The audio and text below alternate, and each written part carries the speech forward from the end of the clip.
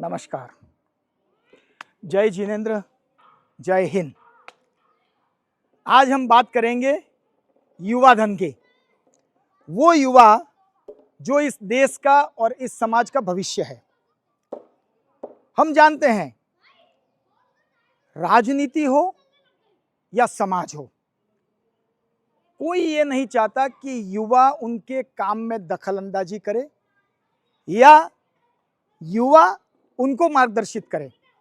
अगर कोई युवा उम्रदराज व्यक्ति को कोई अच्छा संदेश दे देगा तो आपको पता है ना, भूचाल आ जाएगा।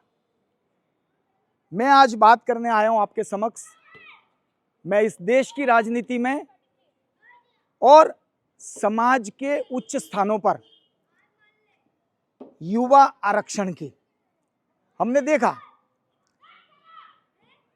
राजनीति के अंदर जातिवाद का आरक्षण, स्त्री का आरक्षण।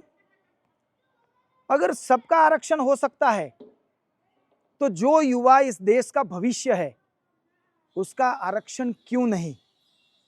मैं हर समाज के आगेवानों को दोनों हाथ जोड़कर अपील करता हूं, इस युवा को मार्गदर्शित कीजिए।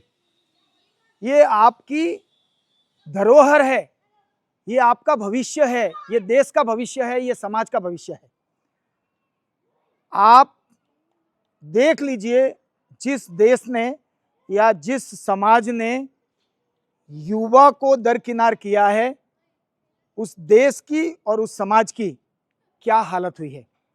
मैं आपसे अनुरोध करना चाहता हूं और सबसे पहले मैं इस देश के युवा धन को दोनों हाथ जोड़कर नतमस्तक होकर एक विनंती करना चाहता हूं कि आप देश विदेश में अपने कौशल्य को प्रदर्शित करते हैं, अपने कौशल्य को दिखाते हैं और अपने कौशल्य से देश की विदेश की कई बड़ी बड़ी कंपनियों को आप लाखों करोड़ों मिलियन बिलियन ट्रिलियन डॉलर्स का कमाई का जरिया बनते हैं। तो इस देश को, इस समाज को आप जैसे युवा धन की अत्यंत आवश्यकता है। मैं युवाओं से अपील करना चाहता हूं, युवा का मतलब युवा धन, इस देश का भविष्य। आप आगे आइए, आप समाज के उच्च स्थानों पर आसीत होइए। अगर आपके समाज के अंदर आपको कहीं ना कहीं आने से रोका जाता है तो उसका विरोध कीजिए, खुलकर विरोध कीजिए। जिस बहादुरी से, जिस हिम्मत से आप देश के अंदर हो रहे गलत कामों का विरोध करते हैं, उसी तरह से इस समाज में भी आपकी जिम्मेदारी है। ये समाज आपका अपना अस्तित्व है।